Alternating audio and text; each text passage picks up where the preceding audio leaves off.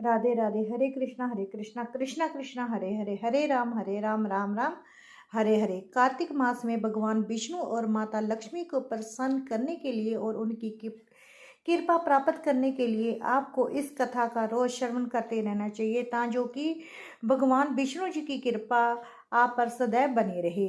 कार्तिक मास महात्म अध्याय 10।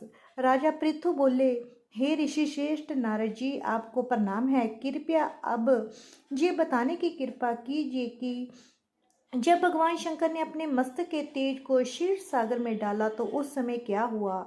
नारद जी बोले, हे राजन, जब भगवान शंकर ने अपना वह तेज क्षीर सागर में डाल दिया तो उस समय वह शीघ्र ही बालक होकर सागर के संगम पर बैठकर संसार को बह देने वाला रुंदन करने लगा। उसके रुंदन से संपूर्ण जगत व्याकुल हो उठा, लोकपाल भी व्याकुल हो गए, चराचर चलायमान हो गया।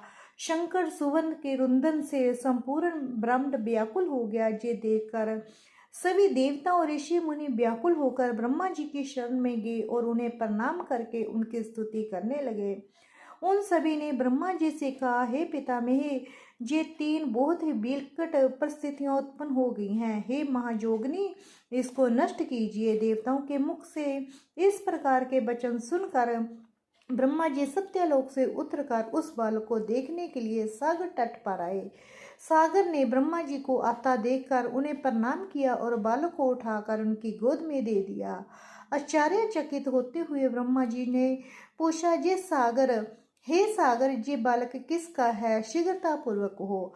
सागर विमरता पूर्वक बोले, प्रभु, ये तो मुझे ज्ञात नहीं, परंतु मैं इतना अवश्य जानता हूँ कि ये गंगा सागर के संगम पर प्रकट हुआ है। इसलिए हे जगत रूप गुरु, आप इस बालक का जात कर्म आज संस्कार करके इसका जातक फल बताइए। नारद जी राजा पृथु से बोले, सागर ब्रह्मा जी के गले में हाथ डालकर बार बार उनका आकर्षण कर रहा था। फिर तो उसने ब्रह्मा जी का गला इतनी जोर से पकड़ा कि उससे पीड़ित होकर ब्रह्मा जी की आंखों में आंसू टपकने लगे। ब्रह्मा जी ने अपने दोनों हाथों से जोर लगाकर किसी प्रकार सागर से अपना गला छिड़वाया और सागर से कहा, हे सागर, सुनो, मैं तुम्हारे इस पुत्र का जातक फल कहता हूँ। मेरे नेत्रों से जो ये जल निकला है, इस कारण उसका नाम जलंधर हो गया। उत्पन्न होते ही जे तरणावस्था को प्राप्त हो गया है, इसलिए जे सब शास्त्रों का पारगामी, महापरकर्मी, महावीर, महाबलशाली, महायोद्धा और रण से विजय प्राप्त करने वाला होगा। जे बालक सभी दैत्यों का अधिपति होगा। जे किसी से भी पराजित न होने वाला तथा भगवान विष्णु को जीतने वाला होगा। भगवान शंकर को छोड़कर जे सबसे अवध्या होगा। जे इस बालक को कोई भी नहीं जीत सकता। जहाँ से इसकी उत्पत्ति हुई है, जे वहीं जाएगा। इसकी पत्नी बड़ी पतिव्रता, सौभाग्यशालिनी, स्वर्ग सुंदरी, परम मनोहर, मधुर वाणी बोलने वाली तथा शीलवान होगी।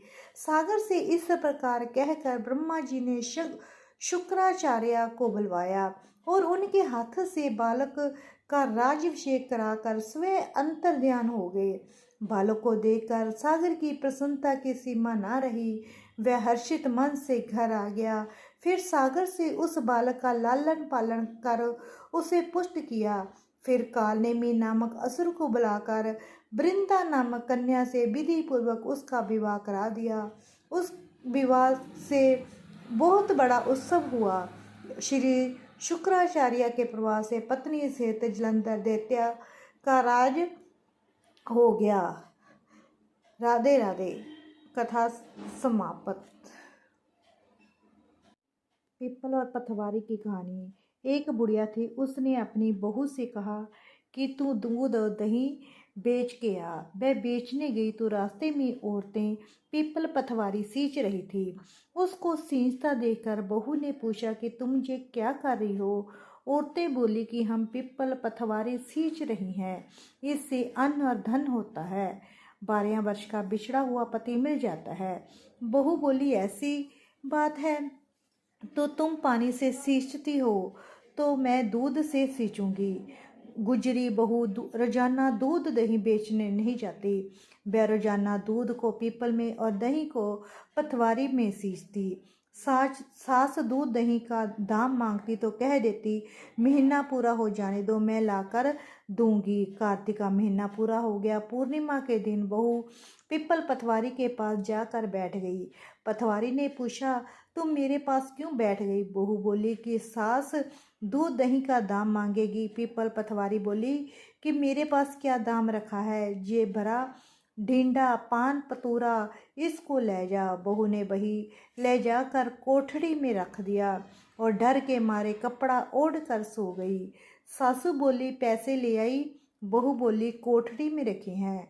सासू ने कोठड़ी खोल कर देखी तो देखा हीरा मोती जगमगा रहे थे। सासू बोली, बहू इतना धन कहाँ से लाई? बहू ने आकर देखा तो सच्ची में ही धन भरा है। बहू ने सास को सारी बात बता दी। सास ने कहा, अब कि कार्तिक मैं भी पथवारी सींचूंगी। कार्तिक आया। सास दूध दही तो बेच आती, हांडी धोकर पिपल पथवारी में चढ़ा देती। आकर बहू से कहती, मेरे से दाम मांग। वह कहती, सासू जी कोई बहू भी दाम मांगती है?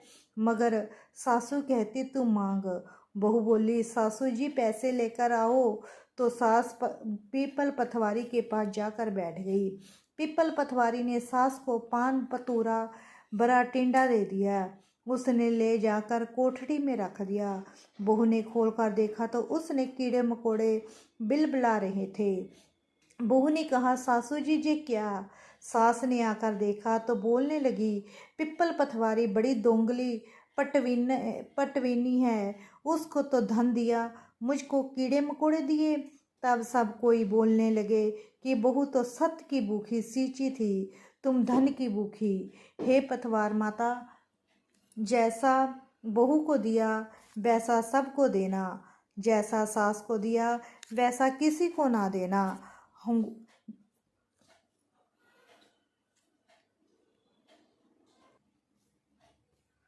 एक लपसी और एक तपसी नाम के दो भाई थे। तपसी तो भगवान की तपस्या करता था और लपसी सवा शेर की लस्सी बनाकर भगवान का भोग लगाता और लोटा हिलाकर जीम लेता था। एक दिन दोनों में झगड़ा हो गया। लापसी कहता, मैं बड़ा हूँ, और तपसी कहता, मैं बड़ा हूँ। नारद मुनि ने ये सब देखा और पूछा कि तुम क्यों लड़ रहे हो?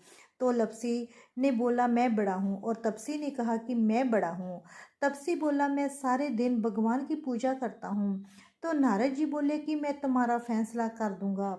दूसरे दिन तपसी नहा कर आने लगा तो नारद जी ने 1.25 करोड़ की अंगूठी उसके आगे फेंक दी। उसने आंखें खोलकर देखा तो 1.25 करोड़ की अंगूठी पड़ी है। तब तपसी ने वह अंगूठी उठाकर गोद के नीचे दबा ली और तपस्या करने लगा। लपसी सुबह उठकर नहाकर 1.25 लस्सी बनाकर भगवान का भोग लगाकर लोटा हिलाकर जीमने लगा।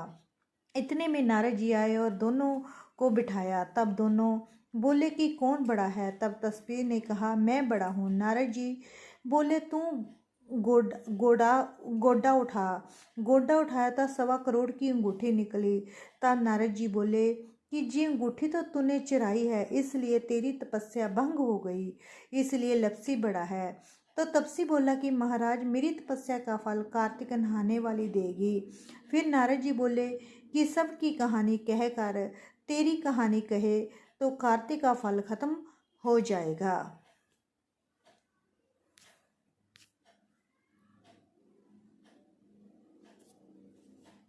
सभी मिलकर बोलो, विष्णु भगवान की जय, तुलसी माता की जय, पीपल देवता की जय। जो ये कहानी सुन रहा हो उन पर विष्णु भगवान जी अपनी कृपा बनाए रखने। राधे राधे।